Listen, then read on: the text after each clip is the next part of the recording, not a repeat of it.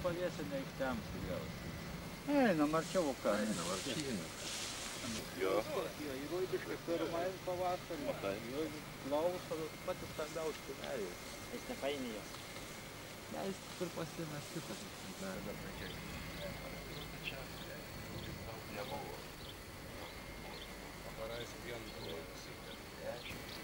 Nu, pradžia buvo labai sunki.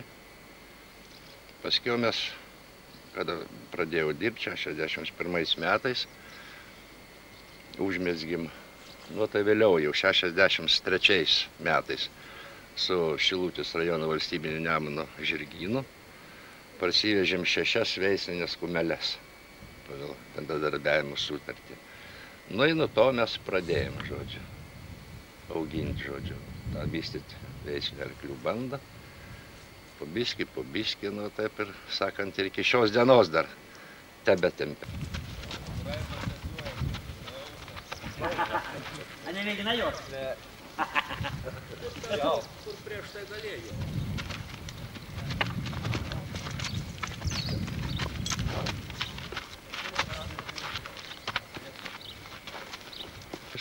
Ir likusiai darbiniai.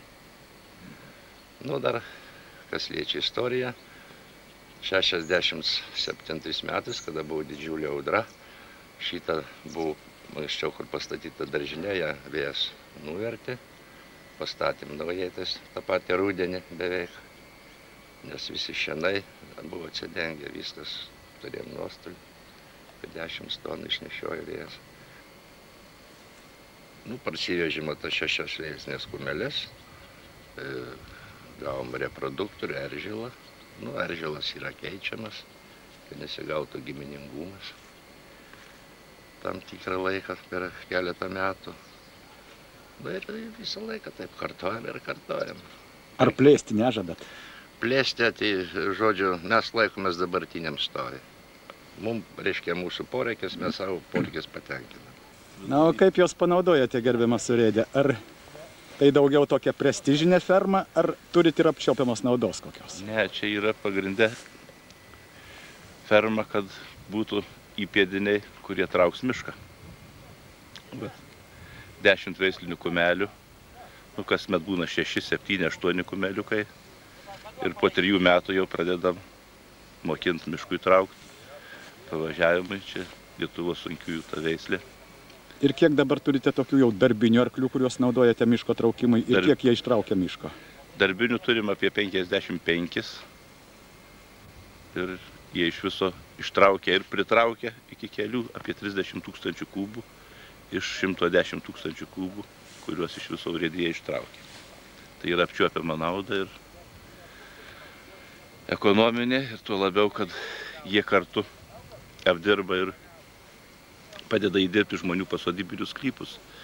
Juk šiaip ar taip mes turim apie 600 nuolatinių dirbančiųjų ir dar 200 yra pensininkų. Iš tų 800 žmonių tik tai apie 200 turi savo nuosavus arklius. O 600 žmonių naudojasi arklių paslaugom, apdirbant savo pasodybinius sklypus ir tarybinės dalas.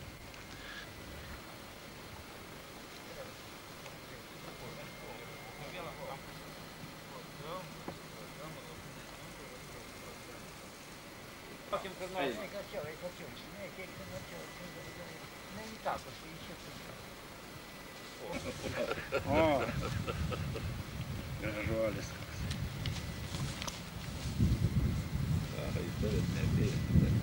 Kartais ne visi gal mes taip tiksliai būdavom paskaičiavę ir įvertinę ekonominę tą naudą. Bet vat, kada šiemet atvažiavo ir švedų ekspertai tyrinėjo mūsų ekonominės galimybės, tai jie irgi pripažino, kad mišką kertant iki 50 metų arklys, belarusiškas traktorius MTZ-82 ir pjūklas Husqvarna yra pats ekonomiškiausias derinys. Vadinasi, švedai irgi naudoja arklius? Švedai naudoja ir vat, kalnų kraštai, Čekoslovakija, Austrija, Šveicarija ir skandinavai labai naudoja juos. Pagaliau juk turbūt yra ir tokių vietų ir miškuose, kur traktorius net ir negali. Net ir negali įvažiuoti dėl savo svorio. Arba yra, pavyzdžiui, 5-6 medžiai, nu traktorių nesiūsi, o arkliukas visada gali tą padaryti. 45. Nuo 65 metų pradėjau čia dirbti ir prie manęs jie ir atsirado tie veisliniai, pirmieji čia. Iniciatorius buvo tai buvęs miškų ūkio direktorius Velionis Žydelis, kuris tą mintį puoselėjo, apžiūrėjom pirmiausia Nemuno žirgyne ir iš ten pirmas kumeles parsivežėm. Ir nuo tada aš pradėjau dirbti nuo priežiūros. Jeigu myli gyvulį, tai ir sekasi, ir daktarui mažiau daroma. Nu, daugiausiai būna pavasarį galbūt, kada kumeliavimasis. Dabar yra visai kiti reikalai, kada prižiūri tik tai vienas žmogus ir pastoviai, jis pažįsta gyvulį, žino jo charakterį.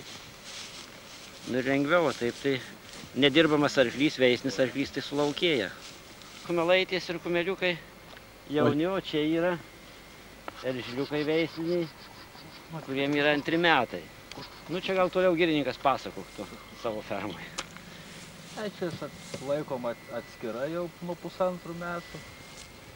Nes taip turi būti, kad neskriaustų jaunesnių, jau yra išdykę tie kažkur.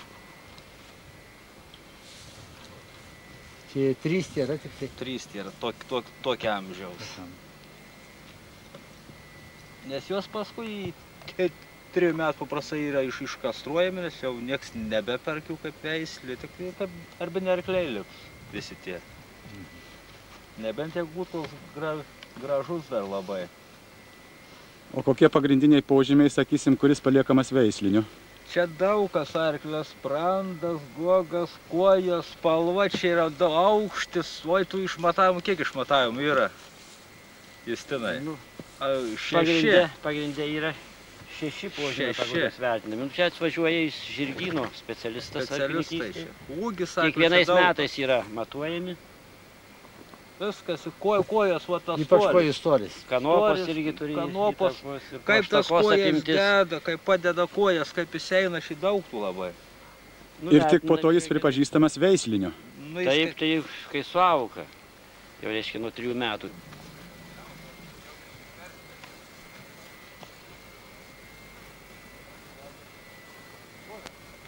Švest vieną parsives visą bandą, o tai 24 čia yra ir visus parsives iš karto. O jeigu naktį? Atskirti neįmanoma tų arklių. Iš visų.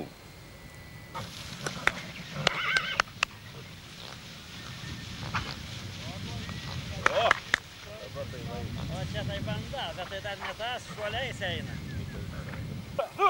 O!